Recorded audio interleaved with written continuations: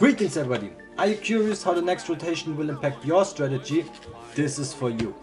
With the release of Newbie 0 in January 2026, Japan will experience the rotation a little bit earlier than us, and we will have it around April. Welcome to the chemistry of rotation. In this series I want to cover everything related about the rotation 2026. Cards we lose, cards we keep, meta, prediction, and in this episode I want to talk about rotation in general, what to keep in mind for the next rotation so you won't rotate too much, and I want to take a little trip down memory lane to say goodbye and farewell from old favorites you might love, maybe I love them, so let's break it down. Since this will be a multiple part series about the rotation, make sure to subscribe so you won't miss anything out. And now let's talk about rotation. What is rotation actually? I start with the official statement of the Pokémon company of last year, and I think this won't change that much. So every championship series season play Pokemon removes older expansion from competition in the standard format with the goal of maintaining a healthy and competitive environment. This rotation challenges existing players to create new strategies and enables new players to get involved in play Pokemon events using the most recent releases. Pokemon TCG Live also follows the rotation, so players can experience a consistent rule set no matter where they compete. That's what they say in the official statement there. Many people complain that this is just a way to get more money. It probably is, that's kind of true, but I think it makes it actually more accessible for many people to get those cards. Especially the older cards, it can be very hard. For example, in Yu-Gi-Oh! You can have cards in your deck that are older than you. If you like born past the 2000s, you might really actually have a card that is older than you. And sometimes it can be hard. Of course there will be reprints, but I think it can be very nice. Sometimes it has a little charm to have an old, I don't know, Super Rod or Switch in your deck, but you can still play it because they get re-released over and over again. What do you need to know for the upcoming rotation? You can see which cards are legal to play in the bottom left corner. There's a so-called regulation mark which tells you what card is legal for the standard format. I'm not talking about the expanded. And now we are in the GHI era. Means G goes out, J comes in. Means you look here, it actually was a little bit simpler last year. Last year all the cards with the yellow corner rotated out, so this year you have to look a little bit more closely to see what card will rotate out. But before I talk what's coming, I wanted to talk a little bit about nostalgia. I looked through the cards that will rotate out and I saw many cards, Pokemon especially, which rotate out, and I think they had like a good time, or some of them even put a little stamp on it, but unfortunately they're not very relevant nowadays. So let's take a little look down the memory lane and maybe you can relate to this. First I want to start with Alakazam EX. What a disgusting but funny deck. With this Pokemon you could attack from the bench. Most of the time it was like this. You put your Mimikyu or something in this way, something with a prevent damage from EX or whatsoever card, and then you just attack with the Alakazam. Was kind of fun. Next up we have Serena, I don't know how it's called. This actually fell off the meta completely after the last rotation where Panic Mask was rotated out. It was also a very nasty deck, but I saw it quite often back then, and yeah, I'm kind of glad that this rotated out. Yes, it was not. I didn't like it that much. Next up, we have Chien Pao. Yes, a little bit like a Raging Bolt from Teemo, but also many people played it. It was a big staple back then, but also after the last rotation it kind of fell off, and it's out. It was out there, especially since Palkia V Star rotated out. Much acceleration, and we had some other supporters. Much acceleration possibilities rotated out of this deck. Then we had Arbok. It was something I haven't seen that much. If I played against, it was ugly, like very ugly. I was kind of glad when this got out. I think this also fell off a little bit out of the meta because Dark Patch went out. Dark Patch was something that many dark Pokemon had to suffer from because this went out. And talking about Dark Patch, another Pokemon which suffered from this exclusion was Roaring Moon. I don't know if this really nostalgia. I see it here and there. It was funny. That was a fun deck. Like seriously, that was a hell of fun.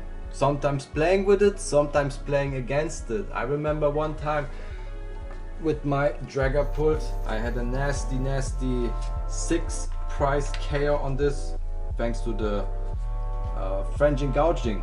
You know, if your opponent has 2 Roaring Moon just by himself or herself on the bench with 30 HP left, and there's another one with 30 on it, and you have a Dragapult, oh, what do you think what's gonna happen? Yeah, nasty stuff gonna happen. It was funny, but also playing with this deck was pretty fun.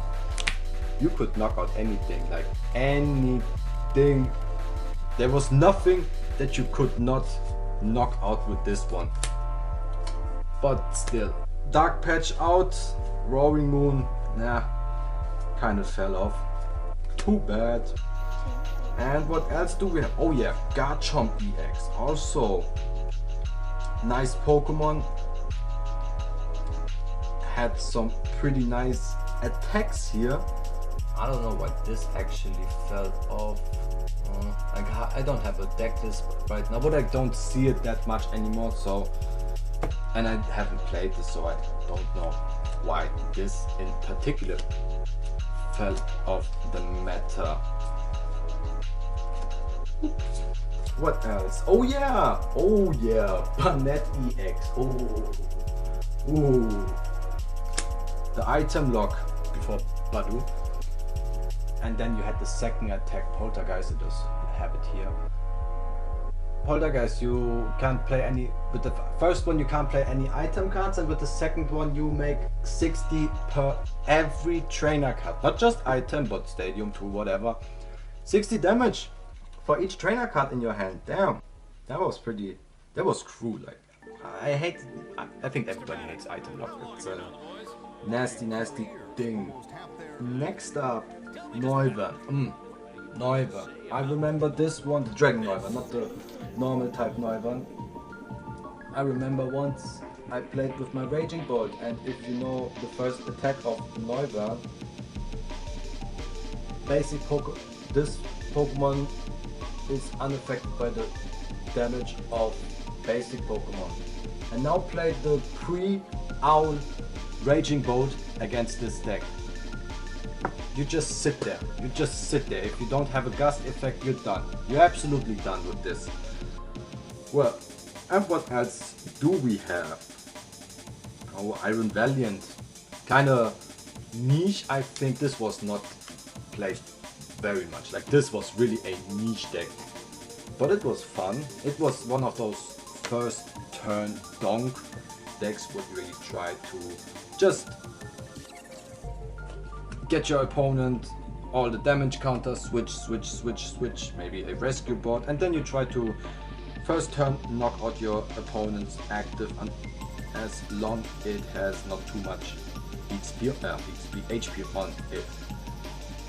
What else? So we have Northern, oh yeah. This is just a little personal note I wanted to include, but Sandy Shocks.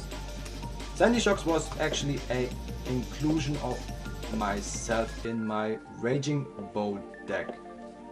It's a great way to accelerate more energy to your Pokemon, to Sandy Shocks in particular, and boost the damage output with this one. You know, 1 energy could be a great game changer. That's 70 HP. Sometimes it's exactly what you need, and that's why I put Sandy Shocks. That's why I'm a little bit sad about it, but Raging Bolt will be mentioned in the next episodes as well. And 2 other we have are Tinkertoon and Toedscruel. Both of them, the normal, the baby version and the EX version, both of them go out. I think Tinkertoon was kind of funny, especially with the draw and more draw. It's a little bit like the new Alakazam right now. And I even saw some combination with Tinkertoon and Alakazam, exactly. Then we have all the EX Pokemon here done. Now just a few little, let's call them honorable mention. First of all, Dodrio. I saw it in V-Zoroark, which actually Zoroark V and V-Star actually rotated out last year. I think it was a pretty solid draw engine, and if you could work your way around the damage you had on it, absolutely amazing. Absolutely amazing. This goes out. Armarouge, EX, and the normal one. Actually, I think there are 3 Armarouges going out. One, the EX with the ability where when it has full, I think it was full health, it gets 60 damage less. Then Klefki. I just had recently this topic about Klefki because I think Klefki right now in this meta could be actually so nice in many cases. Unfortunately, it rotates out. If you want something similar, try Fluttermane. But Fluttermane only goes for basic Pokemon and only for the active Pokemon. Only for the active Pokemon. That's what's shut down. Another funny card which goes out is the Lucky Boost Chansey. I don't know if you remember, and I can't remember which deck, but I know sometimes they had this inclusion, which was a really wacky. So just a quick explanation. Lucky Boost.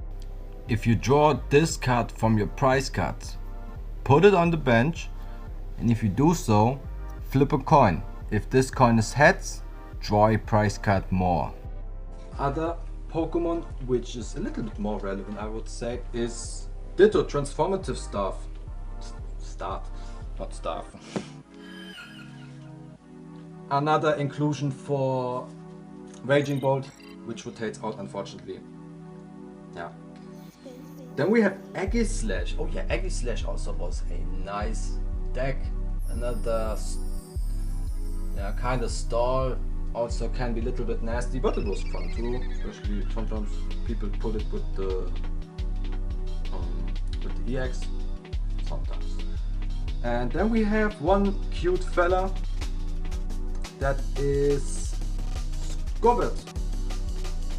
In which deck was that again? That was paired with Palkia and Bibarel, yes? Yeah, so Scobbit was a little bit like YOLO. You shuffle your hand, put it under your deck, and then you draw 2 cards. It was amazing with Bibarel, because with Bibarel you could draw cards until you had 5, I think.